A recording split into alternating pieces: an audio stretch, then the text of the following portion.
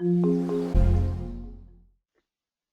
right, good afternoon. My name is Andrew Young, and I will be your host today on our second webinar in the series for the 2014 Transportation Site Impact Handbook.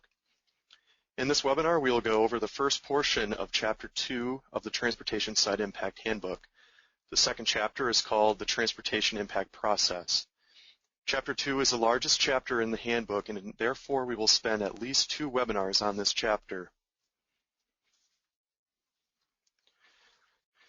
Today we have with us many of the people who helped to rewrite the handbook. They are here today to go over the major changes and also to answer your questions if possible. We have Gary Sokolow, myself, Andrew Young, and Gina Bagnani from the FDOT Systems Planning Office. We also have Nathan Hicks from CDM Smith. He helped to put together this presentation, and he will also be helping answer some questions for us today. Though we do not all have formal speaking parts, all of us here have experience in different aspects of impact analyses, level of service calculations, growth management, and modeling. So as you ask questions, we are all available to help with our specific knowledge. You can go to the link to access the Transportation Site Impact Handbook. Once you go to the website, you'll be given a choice to download the PDF document. Simply hover your mouse and right mouse click over the Save Target As. You can download the document to your computer. I'm Gina Bagnani with Systems Planning Office, and today we'll be covering Chapter 2 of the Transportation Impact Handbook.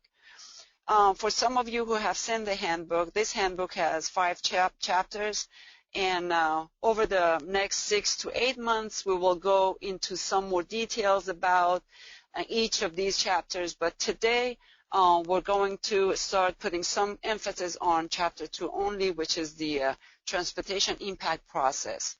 This chapter is so large that we might end up taking another or maybe 2 sessions to discuss issues related to this chapter. As we mentioned earlier, Chapter 2 is still the largest chapter since it is most closely related to our role as a transportation agency. But the good news is, as we mentioned previously, much of the basic guidance on how to determine the impact of new growth is still the same as it was in 2010. However, philosophies, calculation techniques, and improvements to our models need to be reflected in this chapter. These are objectives of any transportation impact study. Number one of most important is safety.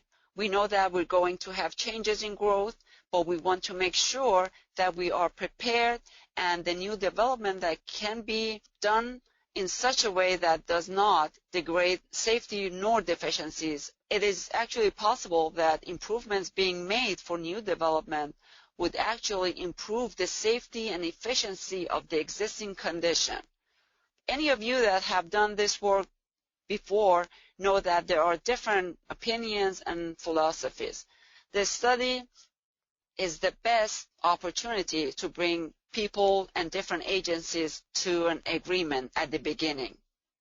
The staff at the FDOT have reviewed numerous types of impact analysis. In the past, development of regional impacts or DRIs was a very big portion of our business. However, as you all know, the legislation has changed, and due to growth management statute changes, our role at FDOT has changed and has been lightened. So very, very few DRIs. We still work closely with local governments in reviewing changes to their local government comprehensive plans. Most local governments still use concurrency as a growth management tool. And for those of you that do not know what concurrency is a broad term meaning that the local government sets certain service standards for their transportation system, and developers are responsible for fixing their impacts to keep the transportation system operating at the recommended level service standard. Most of these studies are large scale and have long-term horizons. Again, here at DOT, we do review around 2,000 driveway permits a year, and many of these require some sort of short horizon, small scale analysis.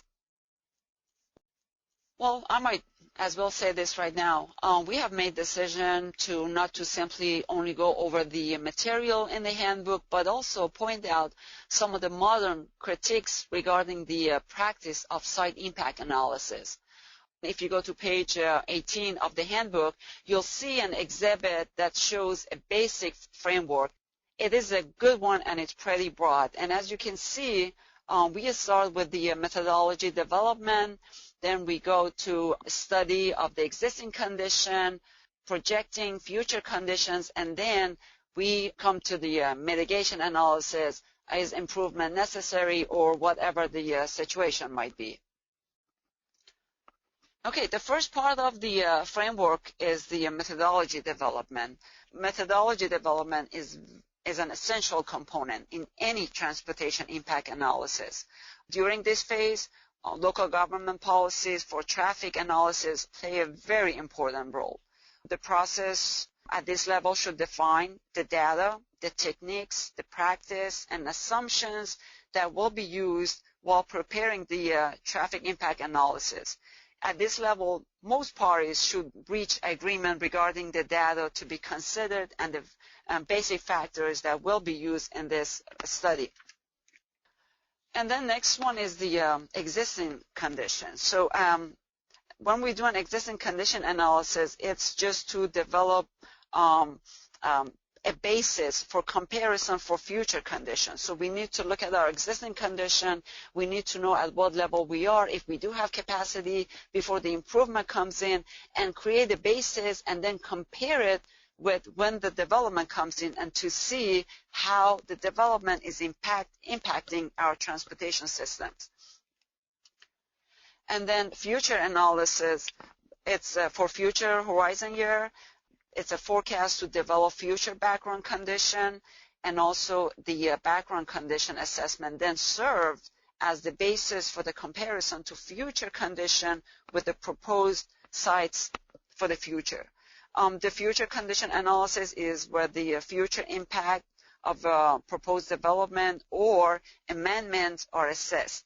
Once the trip are assigned to the network, then measures of effectiveness such as quality level of service. Quality level of service is calculated just to see how the development again is impacting, and that's when the mitigation takes place.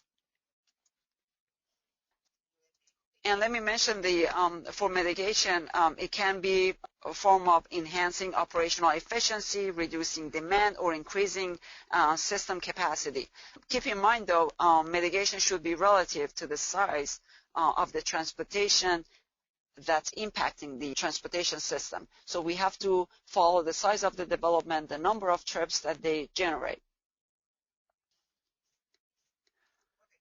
So methodology development is the setting the stage for agreement. Okay, it begins with the applicant contacting local government, regional planning council, FDOT, or other agency. A formal methodology development process is really important, and it's at the beginning it's required for some types of development. For some of you who attended our last webinar, we did talk about some of the checklists that we have in our Transportation Impact Handbook.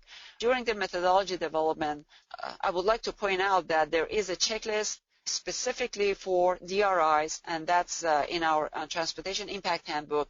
But this checklist is a very, very useful tool. It's on page 165 in the Transportation Impact Handbook. But it's a very large checklist, but you can also use this checklist, trim it down and use it for any size of development that you're reviewing.